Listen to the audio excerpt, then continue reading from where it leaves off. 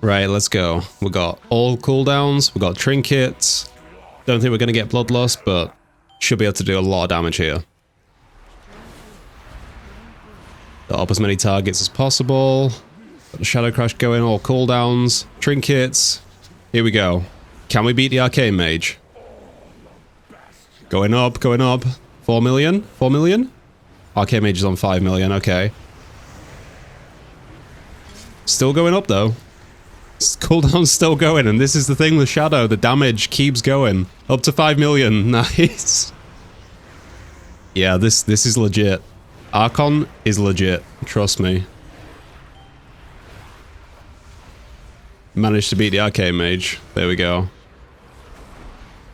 Hey guys, Bite Size here. So, the clip that you just saw is basically what I've been talking about in my last video. That Archon has some serious potential for Shadow Priest. The burst profile is insane, and I think it could be, at least in Mythic Plus, one of the best picks throughout Season 1. In that particular clip, I managed to do over 5 million DPS at one point on a fairly standard pull at the start of Necrotic Wake, and that was without Bloodlust. I've also not super optimized my gear or anything like that. I've got a little bit of optimization, but I've not gone all out.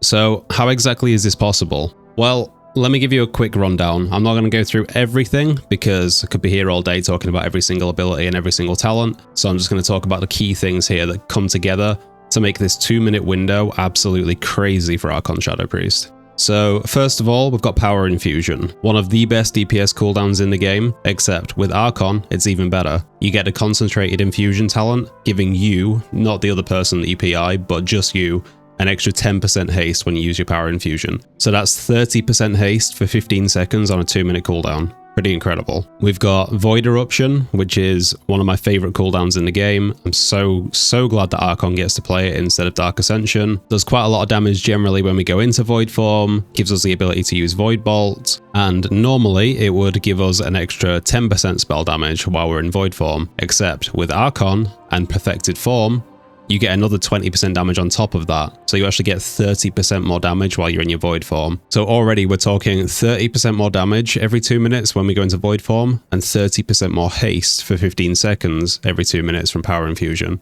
Can already probably start to see why this is pretty incredible. We can then also line this up with Void Torrent, which does pretty nice damage, generates a lot of insanity, shares its damage via Psychic Link, and also procs Idol of Cthulhu to spawn either a Mind Flay Tendril or a Mind Seer Tendril, giving us even more single target or AoE damage. Then, probably the star of the show for Archon, we've got Halo. It becomes a 1-minute cooldown when you're playing Archon, but it does significantly more damage than Halo would normally do. Especially because of talents like Energy Compression, where Halo does 30% more damage, but then not only that, but instead of just going out once and hitting everything once, it hits a total of 6 times. We have the talents Power Surge, where casting Halo also causes you to create a halo around you at 100% effectiveness every 5 seconds for 10 seconds. Additionally, the radius of Halo is increased by 10 yards. So essentially, you do your normal Halo, 5 seconds later you get another Halo, and then 5 seconds after that you get another Halo. But it doesn't stop there. You also get Divine Halo. Halo now centers around you and returns to you after it reaches its maximum distance, healing allies and damaging enemies each time it passes through them. So I will just mention quickly as well, that actually provides some pretty useful off-healing, but obviously we're here to talk about the damage. So since Halo now comes back to you as well, and it's going out 3 times, it's coming back 3 times, so it's hitting a total of 6 times per cast, whilst doing 30% more damage.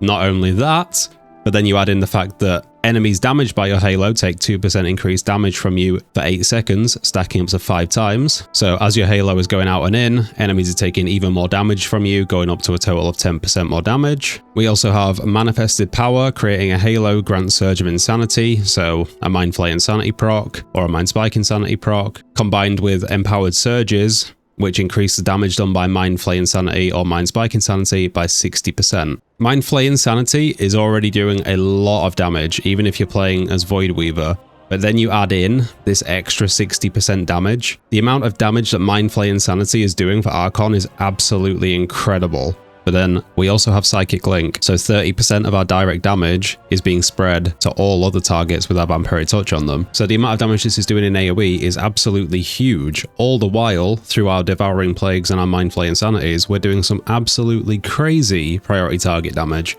So Shadow is going to have one of the best damage profiles in Mythic Plus. I don't think people will quite realize how useful this is going to be. It's not going to be long until people stop underestimating Shadow Priest. In fact, I've already seen quite a few of the tier lists have updated their rankings recently since I put out my last video, and Shadow is now being regarded as one of the better specs, as it should be right now in my opinion. Obviously, to get the most out of Psychic Link, our targets need to be dotted, but we've got Shadow Crash, which you can either have as a target ability now, or something that automatically homes in on your target, even follows them if they're moving. And when it hits, obviously we've got the other talent Whispering Shadows, which applies both Vampiric Touch and Shadow Word Pain to up to 8 targets. You then line all of this up with a 2-minute on use trinket.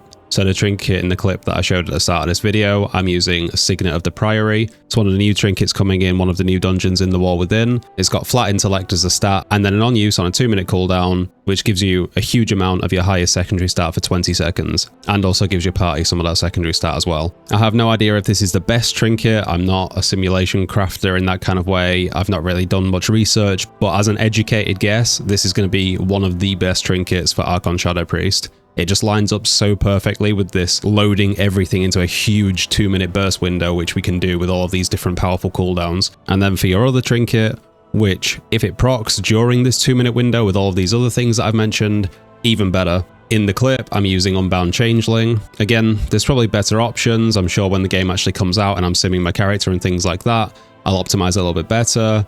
But again, an educated guess. Unbound Changeling is a really nice trinket with Flat Intellect and gives a lot of haste when it does proc.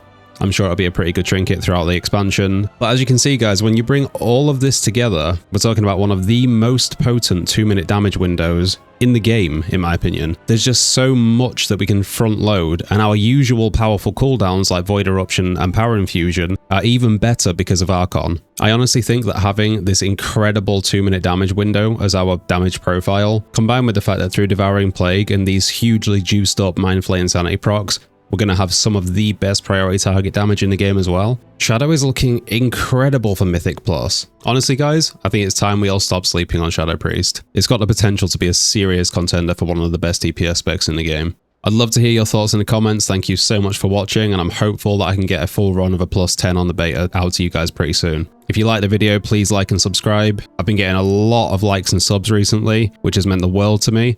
But according to my analytics, only 1% of my viewers are subscribed, so if I could up that number, it'd be absolutely incredible. Thank you so much, and I'll see you in the next one.